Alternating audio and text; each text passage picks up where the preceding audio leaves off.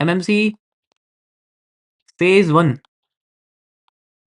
ठीक है, ये फेज 1 का पार्ट है और फेज 1 के अंदर इसको मैंने CCPs के अंदर रखा है, जिसका मतलब होता है कॉम्प्लेक्स चार्ट पैटर्न्स। सभी को लिखा हुआ समझ में आ रहा है या फिर मैं पोर्चुगीज शुरू करूँ लिखनी? बताओ।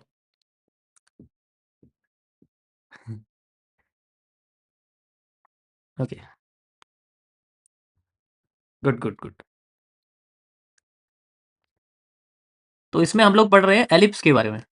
एलिप्स एक पार्ट है जिसको मैंने जनरली आपके मतलब ये एलिप्स है आपके टीबीसी का पार्ट, ट्रेंड बेंडिंग कॉन्सेप्ट, जिनके अंदर मार्केट बेंड होने लगती है, स्क्वीज होने लगती है, एक्सपेंड होने लगती है। तो ये पार्ट है जब मार्केट आपकी एक्सपेंशन और कॉन्ट्रैक्शन दोनों के उसके जरिए, ठीक है। जैसे अगर मैं आपसे बोलूं कि पहले मार्केट आपकी कॉन्ट्रैक्ट करेगी, it just contraction, sorry expansion, चलो एक्सपेंशन ले लेते हैं पहले, कॉन्ट्रैक्शन थोड़ा हो जाएगा, ठीक है। मार्केट आपकी जनरली एक्सपेंड करेगी,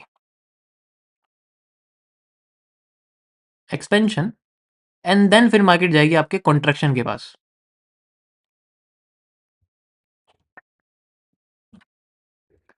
अब एक्सपेंशन का मतलब जब आपकी मार्केट के जो ट्रेंड है वो एक्सपेंड होने लगे इस तरीके से, ठीक है, जब वो एक्सपेंड होने लगते हैं। और कॉन्ट्रैक्शन का मतलब होता है कि जब आपकी मार्केट के ट्रेंड दोबारा से उसी फॉर्म में आने लग जाए जिस फॉर्म से शुरू हुई है। वैसे जनरली क्या होता है, उनकी थ्योरी ये होती है कि जिस कैंडल से शुरू हुई, जैसे मैंने आपसे बोला कि एक स्पिनिंग टॉप से शुरू हुई है, तो मार्केट भी जनरली एक स्पिनिंग टॉप पे खत्म हो जाती है, ठीक है। इट जस्ट की, और इसका कलर से कोई इतना फर्क नहीं पड़ता, अगर ये ग्रीन है तो ये रेड भी हो सकता है। शेप, कैंडल की shape is most important, candle shape is most important. So this is your spinning top I can say, ठीक है, this is your spinning top. और ये हो सकता है आपका स्टार्टिंग और एंड दोनों कलर्स डिफरेंट हो, but it does not matter. Matter क्या करता है, मैटर ये करता है कि ये शेप से सेम होनी चाहिए, बट ये ज्यादातर नहीं होता। ये जो कॉम्बिनेशन है आपका, इसके होने की प्रोबेबिलिटी 78% होती है, not 100%, 78%। This is how the structure analysis work, यानी एलिप्स कैसे बनता है। मैं आपको पहले चार्ट पे लेके चलता हूँ, वहां आपको दिखा देता हूँ कि ये कैसे दिखता है, उसके बाद फिर आप इजीली समझ जाओगे, ठीक है। सभी को चार्ट दिखाई दे रहा है? ओके, सभी को चार्ट नजर आ रहा है? तो अब मैं आपको यहाँ पर लेके जाऊँ तो यू कैन सी कि जो स्टार्टिंग है वो किस तरीके से हुई है। मैं इसको हटा दूँ फिलहाल के लिए यहाँ से। You can see the starting candle is this and the ending candle is this. Literally थोड़े थोड़े सिमिलर है, मतलब अगर आप देखो तो दोनों एक सिमिलर कैंडल स्टिक पैटर्न को इंडिकेट करते हैं। सिमिलर मतलब 100% बिल्कुल सेम नहीं हो सकता, बट सिमिलर हो सकते हैं। एंड देन उसके बाद आपको चेंजेस ट्रेंड में देखने को मिल सकते हैं। हो सकता है आपको, देखो अब जैसे हैमर है, मैं इसको हैमर को भी लगा सकता हूँ इस कैंडल, तो हमें बस ये फाइंड आउट करना है कि इसकी एंड होने की जो प्रोबेबिलिटी है वो कब होगी। वो तब होगी जब शायद सेम कैंडल आ जाए और मार्केट कॉन्ट्रैक्ट हो जाए, छोटी हो जाए, तब इसके बाद हमें एक बढ़िया सा मूव देखने को मिलता है। मोस्ट ऑफ द टाइम ऐसा ही होता है। मैं पिछले 1.5 साल से कर रहा हूँ, आपने देखा होगा, जो पुराने लोग हैं उनको ऑलरेडी पता है इसके बारे में, और आप इसको कहीं भी फाइंड आउट कर सकते हो। इससे फर्क नहीं पड़ता आपकी कैंडल की कलर कैसी है, उससे कोई फर्क नहीं पड़ता। यू कैन सी, मैं यहाँ से शुरू करता हूँ, यहाँ तक खत्म कर देता हूँ। ये आपका एलिप्स है, आप ध्यान से देखोगे लाइन चार्ट पे, it just expanding and then contracting, expanding and then contracting. तो अब इसमें जो स्टार्टिंग की कैंडल्स हैं आप देखोगे, यहाँ पर आपके सामने एक हैमर जैसी कैंडल है और यहाँ पर आपके सामने एक हैमर जैसी, आप इसे स्पिनिंग टॉप भी कह सकते हो। इट जस्ट इंडिकेटिंग कि भाई market is trying to change the trend. हो सकता है वो वहां से वॉल्यूम क्रिएट करना शुरू कर दे, वॉल्यूम देना शुरू कर दे। कोई प्रॉब्लम? कोई प्रॉब्लम किसी को समझ में? कोई प्रॉब्लम तो नहीं है?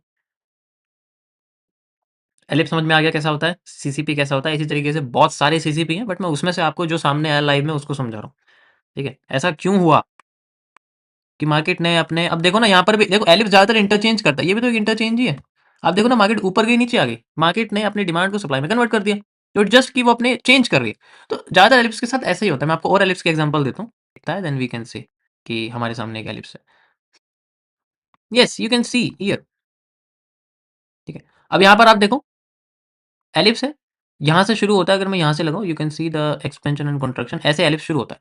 अब यहाँ पर कौन सी कैंडल है जो जनरली रिपीट करके दिखा रही है हमें? जब एंड होने लगता है, you have to just find out the same candle. तो मेरे सामने जनरली ये रेड कैंडल है और ये रेड कैंडल है, लगभग लगभग दोनों की जो शेप है वो सेम है। और इससे पहले भी मार्केट ने थोड़ा सा रुका, क्योंकि सेम ग्रीन कैंडल से एक रेड आती है, यहाँ पर भी आप देखो रेड कैंडल है फिर ग्रीन हो जाती है। Simple as that. आप हैमर भी ले सकते हो, हैमर भी आपके सामने, ये आपके सामने हैमर भी है, ठीक है, you can also use the hammer, but मेरे को अभी डिफरेंट कलर की कैंडल दिख रही है तो मैं ज़्यादा ध्यान मेरा उस पे जा रहा है। जो सबसे सिंपल है आइडेंटिफाई करना मेरे लिए, वो ज़्यादा ईजी है। तो क्या करा मैंने, इसको देखो, ये एक शूटिंग स्टार जैसी कैंडल है और यहाँ पर भी शूटिंग स्टार जैसी कैंडल है, पार्शियल शूटिंग स्टार आप इसको कह सकते हो, उसके नीचे विग बनी हुई है। Simple as that. फिर क्या, रिपीटेशन स्टार्ट, मार्केट ने ऊपर ऊपर की साइड मूव दिया है, क्योंकि मार्केट ऊपर चली गई। अब मार्केट अब ऊपर जा रही है तो we have to just find out the reversal, अगर नहीं करा तो we have to just support and then continue. और मार्केट वही कर रही है, मार्केट सपोर्ट से ऊपर जाए जा रही है। समझ में आया? तो जरूरी नहीं है कि हर बार आपको, भी मैं करूँ, जरूरी नहीं है कि हर बार आपकी वो 78% केसेस है कि वो हो सकता है इंटरचेंज यूज करे, लेकिन वो फेवर में भी जा सकती है। इट ऑल्सो हो सकता है वो किसी डिमांड का पार्ट हो, डिमांड की रिटेस्टिंग हो, तो फिर से अपने आप को ऊपर लेके जा सकती है। ठीक है, हमेशा अपनी डायरेक्शन को अपोजिट नहीं करेगी। अब मैं यहाँ से बोलूँ आपकी कि यार ये जो एरिया है, यहाँ से यहाँ तक की डिमांड है, मुझे इसको यहाँ से यहाँ तक लगाना है, यहाँ तो कुछ नहीं आया, नथिंग, तो क्या करेंगे हम लोग, डिमांड को डबल कर देंगे। अब देखते हैं यहाँ पर हमें चाहिए, अब यहाँ पर जो हमारे सामने पैटर्न आया वो इतना बड़ा आ गया, इतना बड़ा आ गया कि हम उसको यूज़ नहीं कर। आप देखो ना कितनी बड़ी कैंडल है, 50% ज़्यादा है इसमें, इतना बड़ा थोड़ी कैंडल यूज़ करोगे आप, नथिंग। फिर हम क्या यूज़ करेंगे, we will wait for another short pattern, हमें शॉर्ट पैटर्न, अगर शॉर्ट पैटर्न नहीं आया तो यही पैटर्न आपका फिर एक सपोर्ट की तरह, तो वो तो चलो एक नया टॉपिक आ जाता है, ठीक है, वो एक नया टॉपिक आ जाता है, उसके बारे में हम लोग बाद में बात करेंगे। तो सेम चीज़ है कि जब भी आपके सामने जब एलिप्स बनता है तो वो कई सारी तरीके, कई सारे इंडिकेशंस आपको दिखाने की जनरली कोशिश करता है। यहाँ तक समझ में आ गया? नेक्स्ट मैं लेके चलता हूँ आपको इस जगह पर कि अब जो एलिप्स है ये, ठीक है? आपका जो ये एलिप्स है, अरे क्या हो गया, स्टक हो रहा है। इसको 2 तरीके से यूज़ कर सकते हैं। एक तो आप सिंपली इसको एफएमएफआर की तरह यूज़ कर सकते हो। सबसे पहले तो एफएमएफआर है कि आपको सिंपली फर्स्ट मूव वाला लगाना है, क्यूएफएल के साथ कॉपी करो सप्लाई को और डिमांड में क्रिएट कर दो। कि मार्केट आपकी यहाँ से मान लीजिए नीचे आने लगती है, ठीक है? ऐसे नीचे आने लगती है एंड देन उसके बाद मार्केट में एलिप्स बनना शुरू होता है। इस तरीके से एलिप्स बनना शुरू होता है एंड देन फिर छोटा हो जाता है। इस केस में क्या, ज़्यादातर केस में क्या होता है, वो अंदर ही अपने आप को करेगा और फिर एकदम नीचे हो जाएगा, ठीक है? तो वही हमें क्या करना है, हमें अपनी जिस कैंडल से स्टार्टिंग हुई है, जिस कैंडल से एंड हुई है, हमें पहले वो आइडेंटिफाई करना है, सबसे पहला स्टेप। जब हम वो चीज़ आइडेंटिफाई कर लेंगे, ठीक है? जब वो चीज़ हम लोग आइडेंटिफाई कर लेंगे, देन वी कैन, हम लोग यहाँ से यहाँ तक की सप्लाई मेजर करेंगे और फिर इसको यहाँ लगा देंगे। सिंपल एज़ इट, और यहाँ बैठेंगे अपना कोई पॉजिटिव पैटर्न के लिए। मेरा कैमरा अड़ रहा होगा, अब आपको दिख रहा होगा। We need to has find out any positive pattern, अगर नहीं आता तो जस्ट डबल द सप्लाई। और यहाँ पर कोई नेगेटिव पैटर्न देख लो ट्रेंड के साथ जाने के लिए, ट्रेंड नीचे जा रहा है ना, फिर हमें ट्रेंड के साथ जाना चाहिए, ठीक है? अब यहाँ पर अगर हमें डिमांड भी मेजर करनी है तो वो सेम चीज़ है जो अभी लाइव में हुई है आपके सामने, कि मार्केट नीचे आ रही है, कोई प्रॉब्लम नहीं है, वी कैन यूज़ द ये, और फिर मार्केट में एलिप्स बनता है, ठीक है, इस तरीके से, और फिर बाद में वो यहीं से ही अपने आप को ऊपर उठाना शुरू करती है जनरली। तो कुछ नहीं करना, we have to just find out the starting and ending, और वहाँ से ये वाली डिमांड उठानी है, सप्लाई उठानी है, इसको इंटरचेंज कर देना डिमांड में। We have to find out any reversal area. When market में हमें कोई भी एक इन्वर्टेड पैटर्न दिखेगा, then market try to again. ये तब होता है जब, ठीक है, ये तब होता है जब ट्रेंड अपने आप को कंटिन्यू करे पर्टिकुलर डायरेक्शन में, और हर सीसीपी को हमें उसकी डायरेक्शन में ही यूज़ करना चाहिए। हर सीसीपी को हमें ट्रेंड की डायरेक्शन में ही यूज़ करना चाहिए। अगर ट्रेंड नीचे गिर रहा है, तो इसके डिमांड आने की प्रोबेबिलिटी सप्लाई आने की प्रोबेबिलिटी से ज़्यादा है, क्योंकि फिर मार्केट नीचे गिरनी है।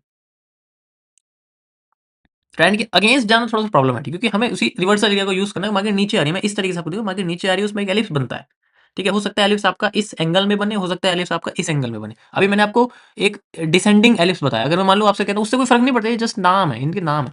मार्केट इस तरीके से एलिप्स बना रही है, this is a ascending ellipse, and then फिर नीचे चली गई, इट्स ऑल्सो तब भी सेम होगा। मार्केट डायरेक्शनल है तो हमें फिर से वेट करना है ऊपर जाने का, एंड देन फिर नीचे। ऐसे केस में रिवर्सल एरिया हमारा यहाँ लगेगा, पहले यहाँ लगा हुआ है फॉर टारगेट, टारगेट क्यों है, फिर कहाँ तक जा रहा है वो फाइंड आउट करने की, मार्केट की डायरेक्शन डाउन साइड है। इन केस अभी मैं आपसे कहता हूँ तो चलो असेंडिंग एलिप्स, एलिप्स हो गया, अभी आपका एलिप्स और ज्यादा असेंडिंग बना हुआ है, उससे भी कोई फर्क नहीं पड़ता, हो सकता है मार्केट ऊपर जाए फिर नीचे आ जाए। We have to just go with the trend.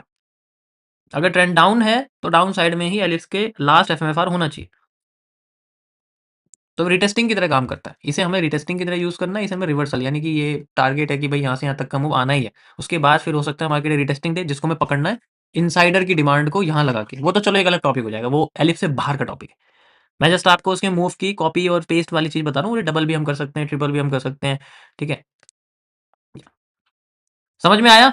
कोई प्रॉब्लम तो नहीं है किसी को इसमें? देखो छोटा सा टॉपिक है बिल्कुल, मैंने आपको ईज़िली समझा दिया इसमें कि कैसे आप इसको यूज़ कर सकते हो जनरली फाइंड आउट करने में। एलएफसी टीबीसी का पार्ट है, जब मार्केट ट्रेंड, जब ट्रेंड बेंड करता है दोनों साइड से, ऊपर से भी और नीचे से भी, तब ये एक बेंड बनता है, जिसके अंदर बहुत ज़्यादा, ठीक है, बहुत ज़्यादा वॉल्यूम रहता है और फिर बाद में मार्केट उसको यूज़ करती है एज़ ए वॉल्यूम एग्ज़ॉस्ट की तरह। जिसे हम लोग स्नाइपर शॉट्स बोलते हैं, स्नाइपर मूव बोलते हैं, एकदम भागती मार्केट।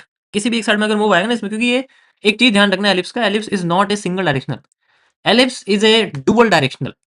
अगर मैं एलिप्स की बात करूँ तो ellipse is A dual directional. अरे यार! ये क्या हो गया? ठीक है, याद रखना आप लोग हमेशा, डुअल डायरेक्शनल मूव होता है इसका। हमें नहीं पता होगा कि ये किस साइड आएगा, बट ओवरऑल मूव हमेशा उस साइड में होगा जिस साइड का ट्रेंड है। Got it? कोई प्रॉब्लम किसी को इसके अंदर? मज़ा आया?